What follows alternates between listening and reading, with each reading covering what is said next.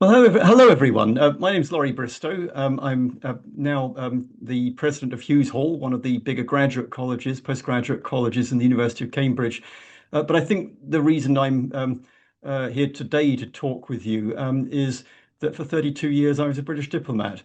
I joined the Foreign Office in 1990. I mean, the date was important. It was the year that the Cold War was ending. So I think we all probably remember, if we're old enough to remember, what it was like when the Berlin Wall came down in 1989.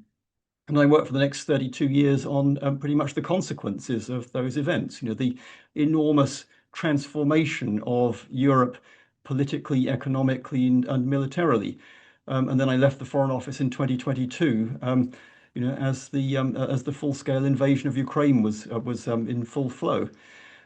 So we're having this discussion on the eve of the fourth anniversary of that fourth full-scale invasion. So what I'm going to talk about is, where things stand today, what's likely to happen in the war over the coming months, but then also talk a bit about why it started in the first place. I mean, in my experience, that's the best starting point for discussion of how a war might end. Consider what it's about. I'll make a few more general observations on the wider context, and I'll finish up with some thoughts on the current attempts to negotiate some kind of ceasefire. So, to start with the outlook for Russia's war against Ukraine, we're 4 years in, we're going into year five. About 1.25 million Russian casualties so far, killed and injured. Fewer on Ukraine's side, but still huge, enormous, terrible losses, including millions of people displaced within and outside Ukraine. The battle lines have been pretty static for some time, although, of course, they're immensely violent. And neither side is within sight of outright military victory. It's long since become an attritional war. And of course, a war of attrition is about who loses faster. Both sides are losing, but at present it looks like Ukraine is losing a little bit faster. And that, of course, is Mr. Putin's calculation. So we go back a year. We began 2025 with a newly installed, re-elected US president who was determined to force a ceasefire. He still is, and who apparently believed it would be straightforward. His negotiating strategy was and is, to say the least, unorthodox. He put immense pressure on Zelensky, the president of Ukraine, including that grotesque meeting nearly a year ago in the Oval Office in February. Trump has limited and at times completely cut off the supply of American arms and intelligence to force Zelensky to make a quick deal. He forced Zelensky into a minerals deal with the intention that United States companies should benefit commercially in exchange for US support for Ukraine, as if somehow the presence of US business interests in Ukraine would itself act as an incentive to Russia to make peace. And most worrying of all, from my perspective, he's consistently used Kremlin talking points about the origins and causes of the war, framing the nature of the conflict in terms that really reflect the Russian position. Meanwhile, although Trump has periodically threatened Russia with sanctions and with supplying new military capabilities, he's held back from applying intensified pressure to Russia. Instead, he's relied on personal engagement with Putin as a strategy for persuading Putin to compromise. Trump isn't, of course, the first Western leader to make the mistake of thinking that if you have a personal relationship with Putin, somehow that will persuade him to do what you want. This approach led to the Alaska summit last summer, in which Trump gave Putin a huge upfront payment in exchange for no substantive Russian concessions. Trump then appeared to be about to repeat the trick in Budapest last autumn. Budapest, of all places, the place where the agreement was signed in 1994 to guarantee Ukraine's security in exchange for giving up nuclear weapons. But Mr. Trump backed off when the Russians made it crystal clear that their maximalist demands were still on the table. And then we saw those maximalist demands written down in the 28-point peace plan cooked up by Steve Witkoff and Kirill Dmitriev, the US and Russian negotiators. It took intervention by the UK and the European Union to pull this back to something more like a genuine basis for a deal. It's a very strange way to negotiate on matters of peace and war. As I implied earlier, the 28-point plan heavily reflected Russia's maximalist positions. It took no account of Ukraine's existential needs and completely sidelined the Europeans and the UK, who would and will have to bear much of the cost and the risk of implementing any post-conflict arrangements. And the underlying strategy, as I mentioned, I think remains based on a fundamental misreading of Putin, that he's a businessman and you can do a business deal with him. He's not. He's a KGB man. Putin's strategy is clearly to wait out Trump's patience. He doesn't see the Europeans as serious players. Pressures inside Russia are becoming serious, but they're not enough, and they're not becoming serious quickly enough to compel Putin to compromise now. A successful negotiating strategy by the Americans or anyone else would first of all intensify those pressures before negotiating. Putin's negotiating strategy should surprise no one. It's entirely predictable and indeed predicted. He always operates this way. He never makes any concessions unless he's under intolerable pressure. It's a tactical game. It exploits Trump's inconsistency and impatience. Putin is not interested in negotiating peace except on his terms, and those terms essentially mean the capitulation of Ukraine. Why? That's because of why he chose to go to war in the first place.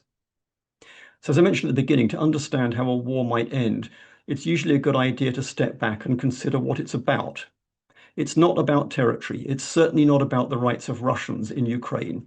It's not really about Ukrainian neo-Nazis or whatever the other propaganda tropes are this week. And it's not about neutralizing a military threat to Russia from Ukraine. It's about Putin's idea of Russia and about Putin's idea of Russia's place in the world. It's essentially an imperialist view, and it's based on great power rivalry with the United States. As always in politics, it's important to understand the sort of emotional hinterland of what's going on. A lot of it with Putin, even if you don't speak Russian, you can hear it in the way that he talks publicly. It's about resentment and anger.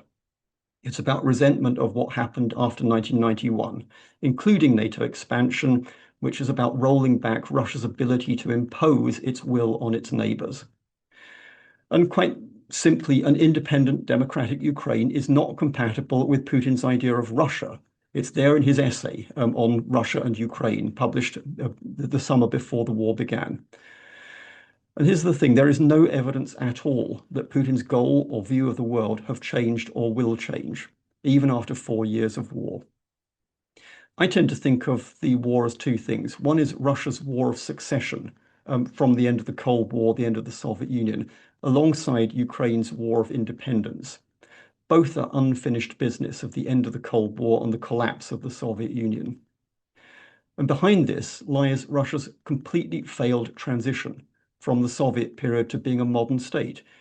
And here the problem is that Putinism offers no meaningful answers to the systemic challenges that Russia faces in the 21st century. Putinism never has done. It's a key feature of his now quarter century in power. He has no positive vision of a modernized Russia or a transformed relationship with the outside world, and particularly with the West.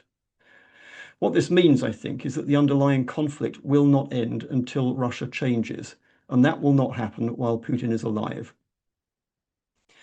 So often our few thoughts on the wider context. First, where is Russia itself headed? Obviously, that's closely linked to what happens in the war against Ukraine. But it's increasingly clear that Russia itself is facing major transition challenges.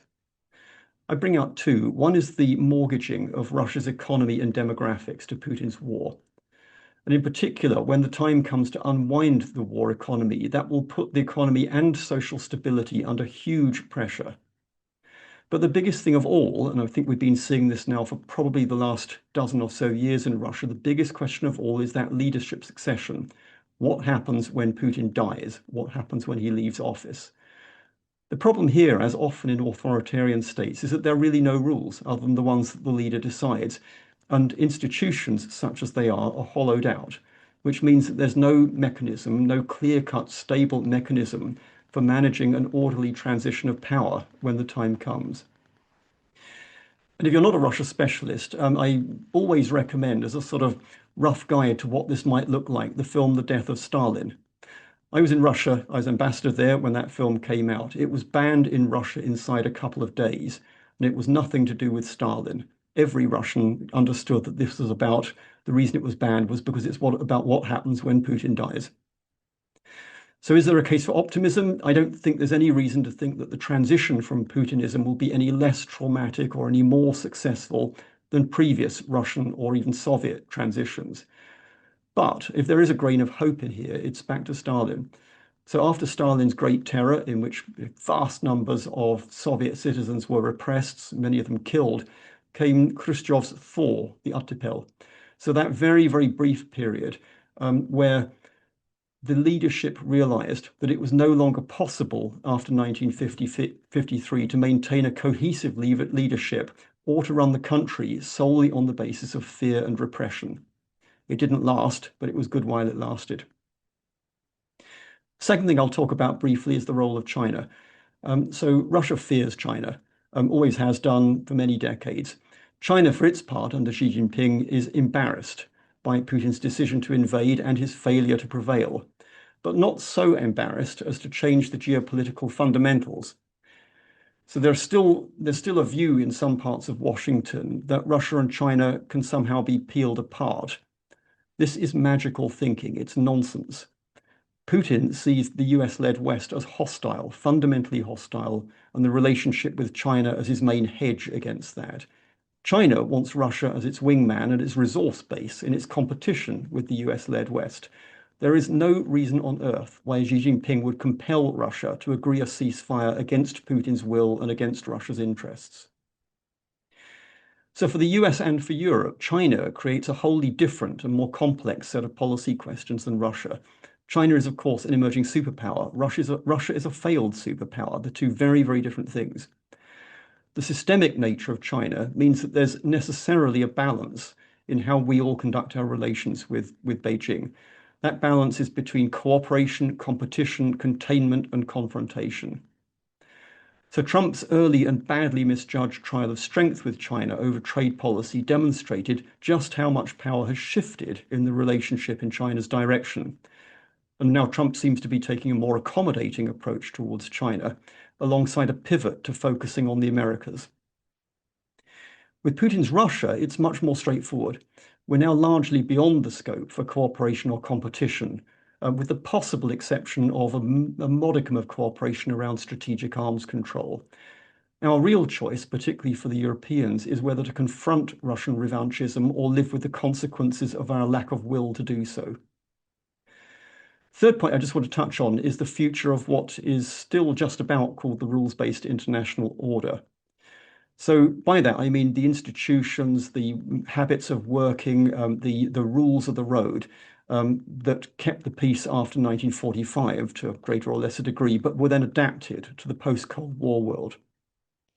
The post-Cold War rules-based international order was very comfortable for us, for the West, but it's in the rearview mirror, and it's taken a long time for us to wake up to that. Of course, the UK and the EU, as law-based, rules-based societies and polities, are highly dependent on the rules-based international order. It's central to the way that we think about the world, about security, and about stability. And it's rooted, of course, for the European Union in how and why the European Union developed in the aftermath of World War II.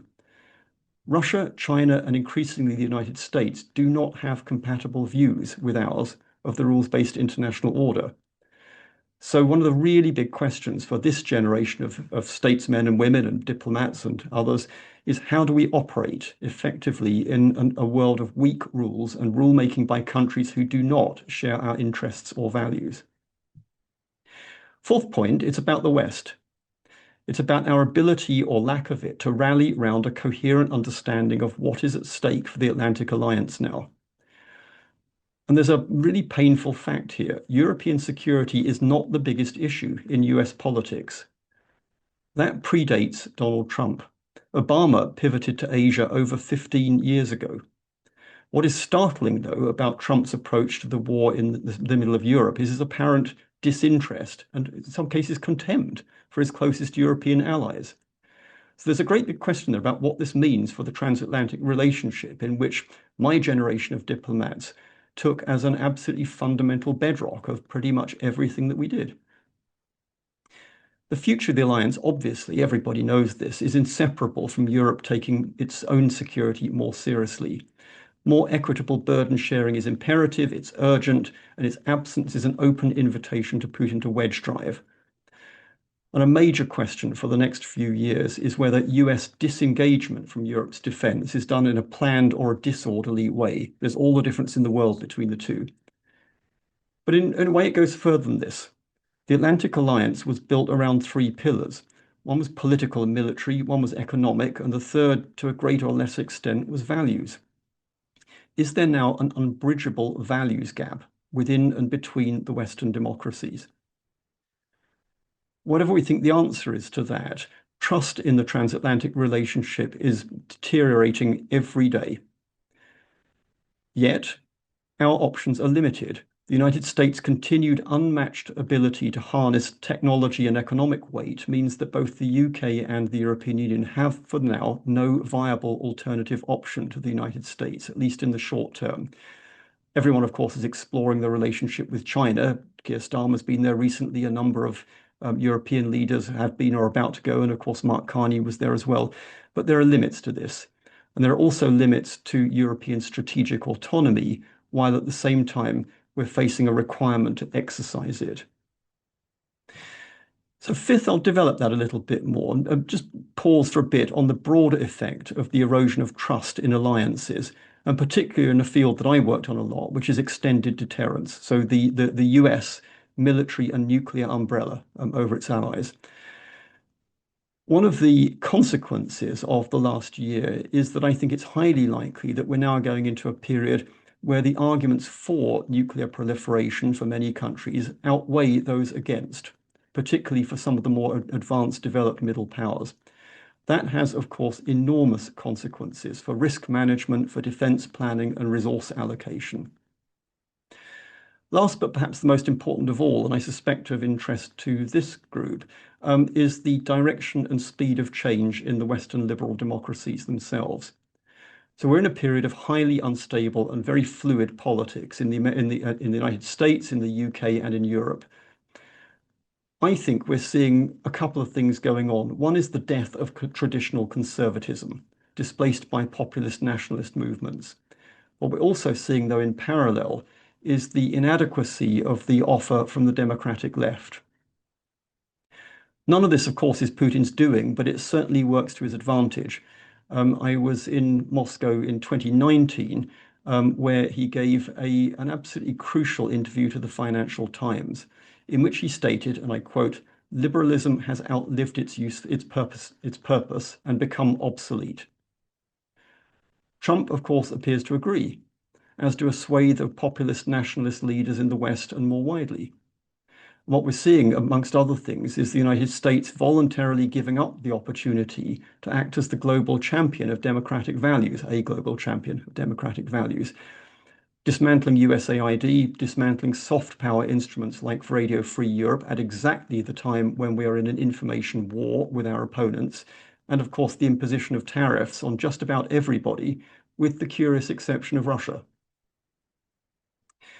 So I'll just touch now briefly on something I work on a lot now, which is cognitive warfare. I mean, there are lots of ways of describing this, but what I mean by cognitive warfare is manipulating at a state level how opponents understand the world and their choices in it. And Putin's use of cognitive warfare is both very, very extensive, and it seeks to exploit this loss of confidence within the West. So you see the way that Russia does this through a number of things. It frames the nature of the war differently for different audiences. The internal Russian narrative with regard to the West, but also in the rest of the world.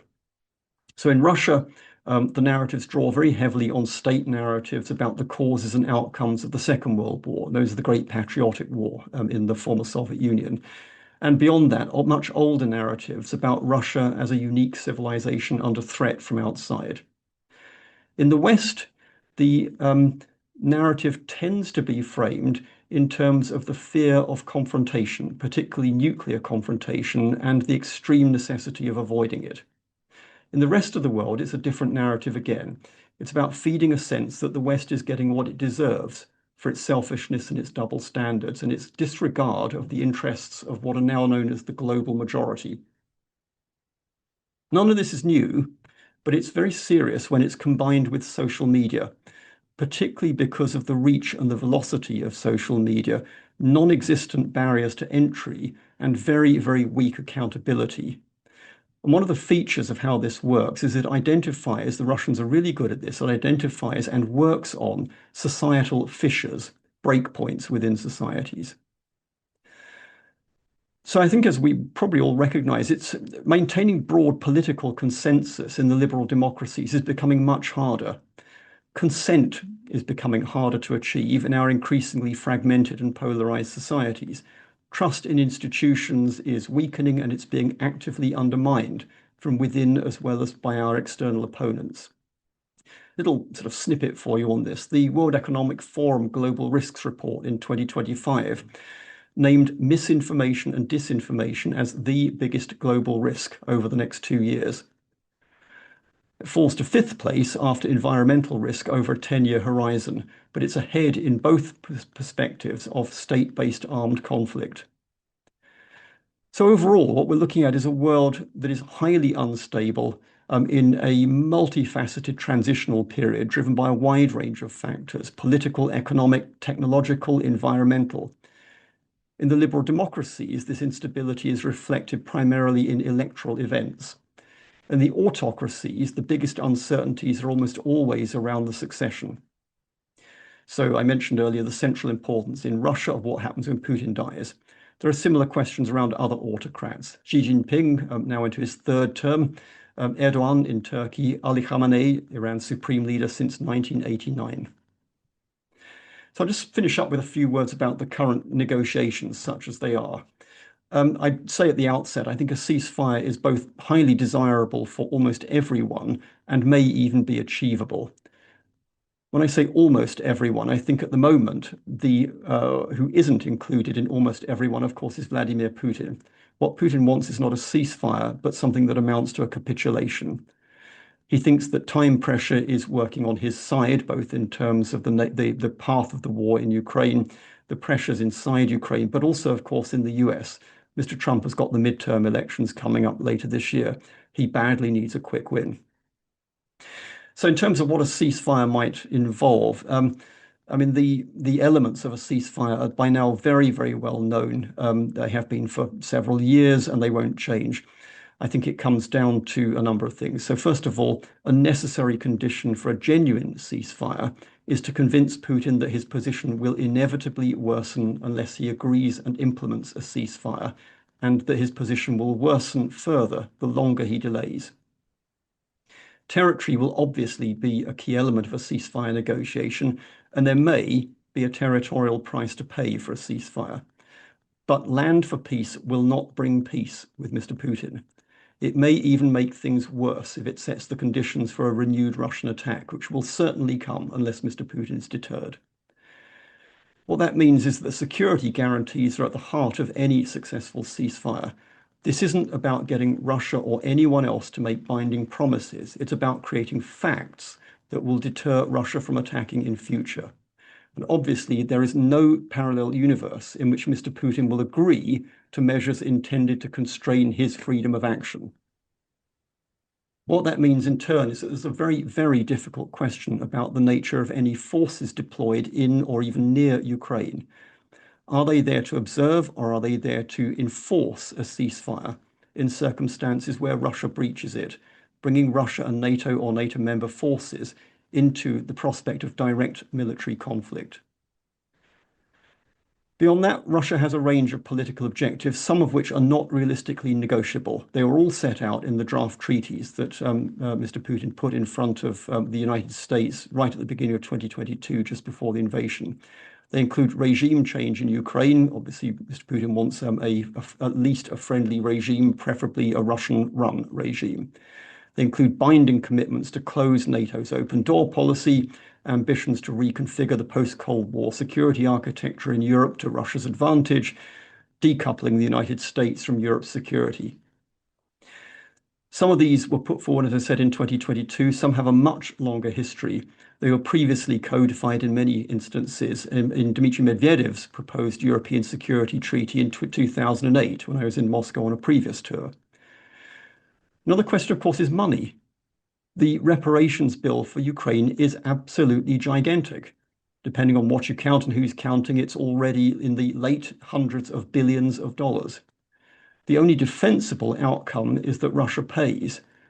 The most politically inconceivable outcome is that Russia pays.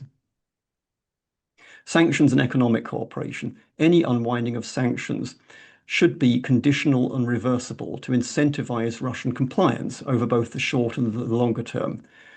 Personally, I find the idea of return to economic cooperation with Putin's Russia both morally bankrupt and politically naive. The West, and particularly Europe, spent a whole generation binding Russia into mutually advantageous, deep and broad economic cooperation. It didn't work. It didn't constrain Putin from launching his war of aggression. Even so, the Kremlin is right now dangling in front of Mr. Trump the prospect of business opportunities. The figure that's been put around is $12 trillion.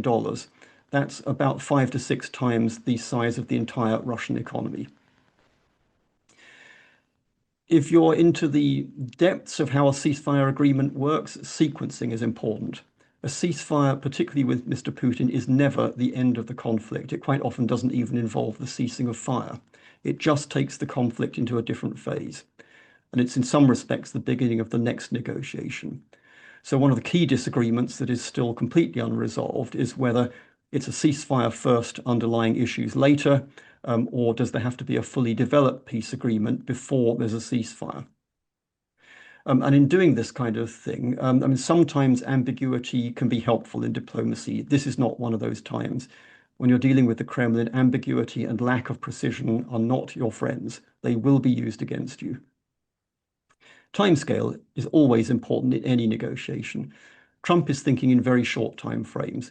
I mentioned earlier the midterms. Really, I think we're thinking in terms of dopamine hits. You know, whatever gets him his bump in the polling this week or next week.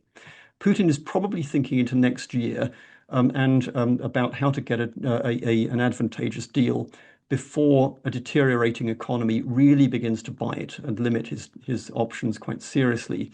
But also that all-important leadership succession. It's not yet urgent, but it's certainly looming large in terms of importance. For our part, we need to think in probably a 5 or a 10-year horizon. So our approach, by this I mean both the UK and the continental Europeans, our approach to a ceasefire needs to be part of a coherent and sustainable long-term response to the threat that Putin's Russia now represents to our security, combined with the inevitable American drawing back of commitment to Europe's security.